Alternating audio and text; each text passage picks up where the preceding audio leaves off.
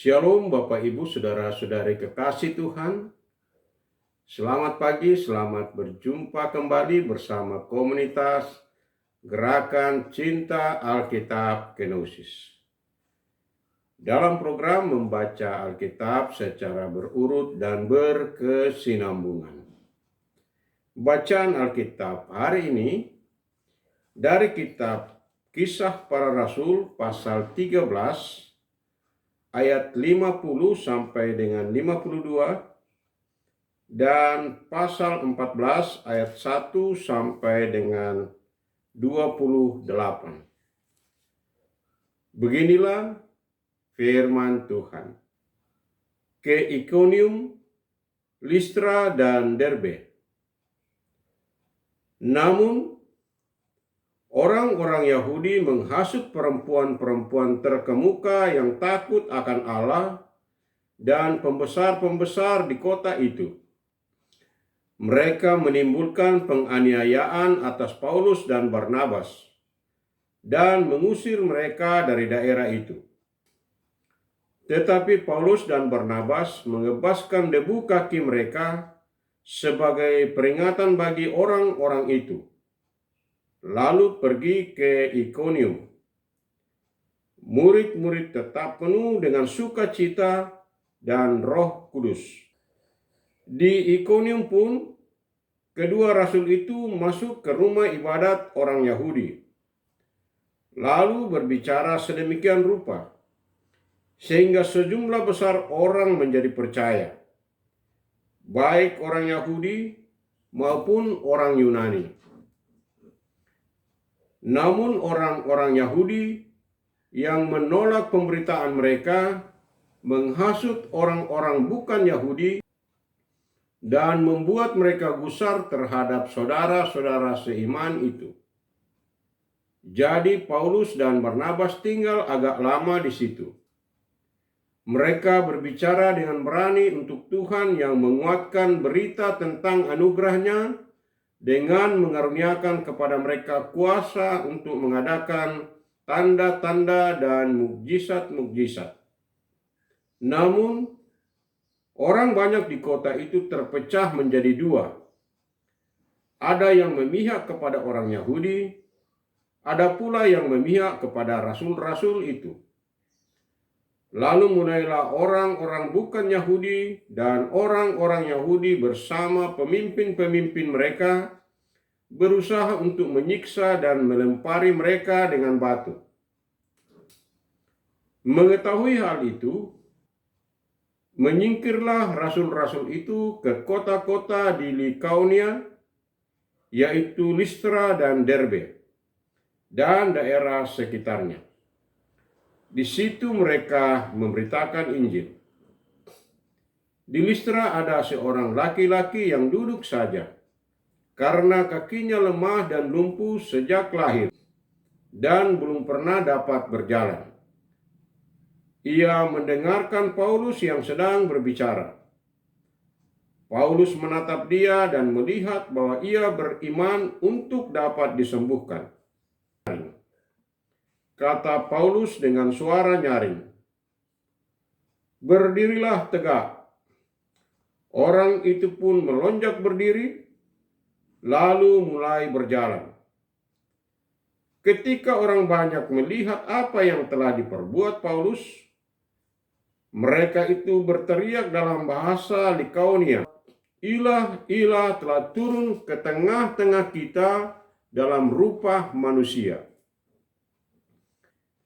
Barnabas mereka sebut Zeus, dan Paulus mereka sebut Hermes, karena dialah yang berbicara.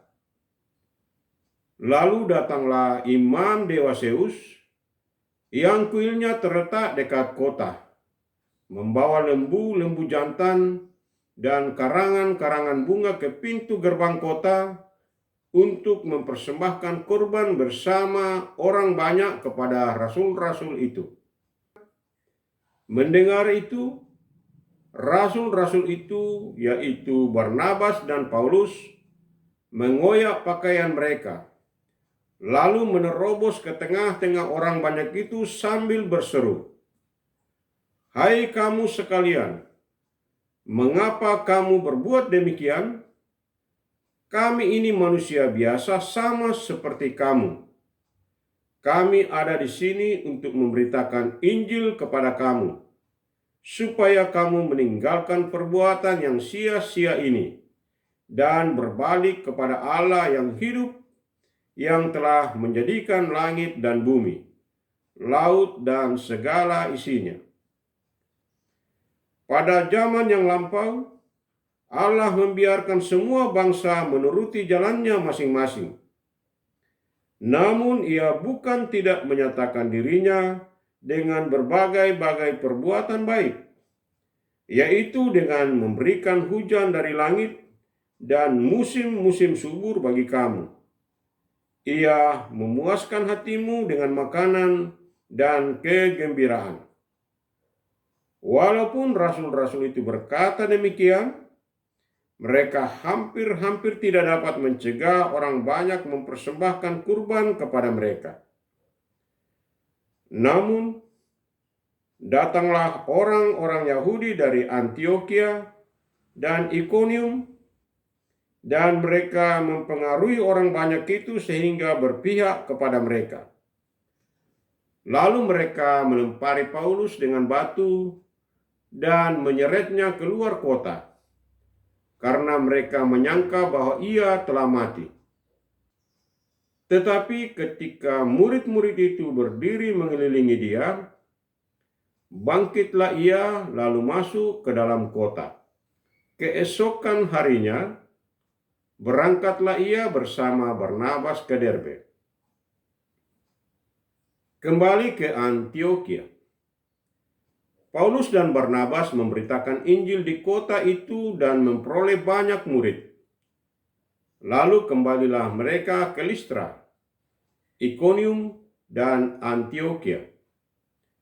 Di sana mereka menguatkan hati murid-murid dan menasihati mereka supaya bertekun dalam iman dan mengatakan bahwa untuk masuk ke dalam kerajaan Allah, kita harus mengalami banyak sengsara. Di tiap-tiap jemaat, rasul-rasul itu menetapkan penatua-penatua bagi jemaat itu, dan setelah berdoa dan berpuasa, mereka menyerahkan penatua-penatua itu kepada Tuhan yang kepadanya mereka percaya. Mereka menjelajahi seluruh Pisidia dan tiba di Pamfilia. Di situ mereka memberitakan firman di Perga, lalu pergi ke Atalia. Dari situ berlayarlah mereka ke Antiokhia. Di tempat itulah mereka dahulu diserahkan kepada anugerah Allah untuk pekerjaan yang telah mereka selesaikan. Setibanya di situ mereka memanggil jemaat berkumpul. Lalu mereka menceritakan segala sesuatu yang Allah lakukan dengan perantaraan mereka, dan bahwa ia telah membuka pintu bagi bangsa-bangsa lain kepada iman. Di situ mereka lama tinggal bersama murid-murid itu. Amin. Demikian firman Tuhan hari ini. Yang berbahagia ialah orang yang mendengarkan firman Allah dan yang menaati, memelihara, serta melakukannya. Mari kita berdoa. Bapa kami yang di surga, dikuduskanlah namamu. Datanglah kerajaan-Mu. Terima kasih kami telah membaca dan mendengarkan firman-Mu hari ini. Tanamkanlah firman-Mu di hati kami, dan tuntun kami agar kami menjadi pelaku-pelaku firman. Tuhan Yesus Juru Selamat kami. Kami akan segera memulai aktivitas kami hari ini. Berkati dan lindungilah kami dalam melaksanakan tugas, tanggung jawab, dan kewajiban kami hari ini, agar kami dapat melaksanakannya dengan baik dan menjadi kemuliaan bagi nama-Mu. Di dalam nama Yesus, kami berdoa. Amin. Terima kasih telah mengikuti program ini dengan baik. Renungkanlah firman yang telah kita baca dan dengarkan hari ini. Lalu temukan rema dan hikmat di dalamnya. Marilah kita memasuki hari ini dengan hati yang bersuka cita, penuh semangat, dan dalam segala situasi tetaplah teguh dalam iman, pengharapan, dan kasih.